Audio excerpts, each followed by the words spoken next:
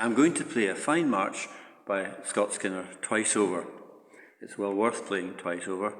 But there's a different reason apart from the tune itself. I'm going to play it on two different violins, and you can, as far as is possible on this very crude recording system using a mobile phone, you can see if you can spot a difference.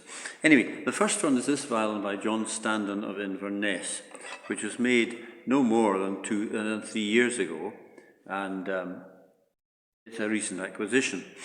And the tune itself is Scott Skinner's Compliments to Dr. MacDonald.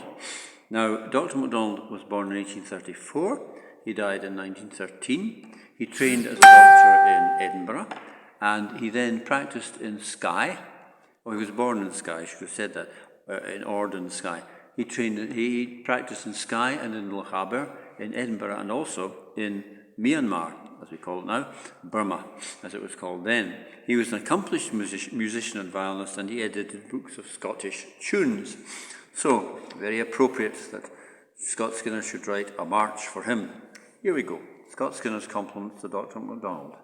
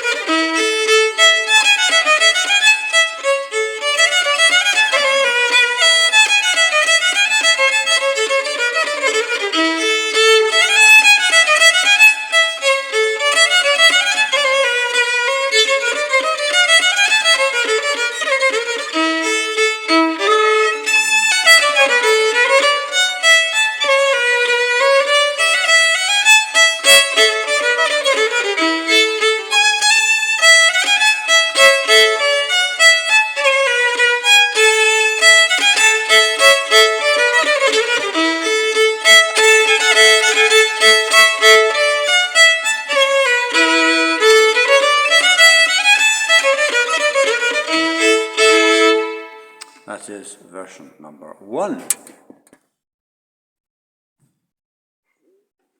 So here now is the second violin, which is dated 1929, and I think that's accurate enough. And it's labelled Luigi Salsedo, and it was claims to be made in Italy, but it wasn't, probably. It was imported by a man called Jim Tait in the Borders. He was a violin dealer, a reputable one, in Melrose, and he bought them in from the continent in the white, unvarnished, varnished them and set them up and sold them. They have a reputation for playing well. Anyway, you can see what you think about this. And so we have the tune again, Scott Skinner's Compliments to Dr. MacDonald. Here we go.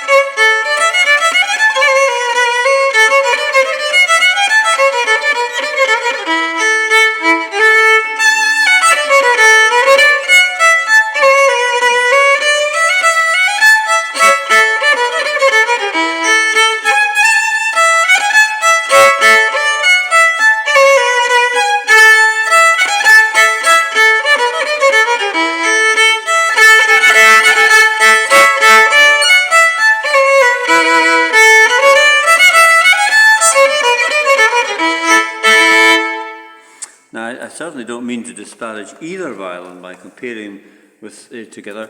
I like them both, but they're very different, and if you play them, you can find that out, and you can see what you think yourselves. So there we are.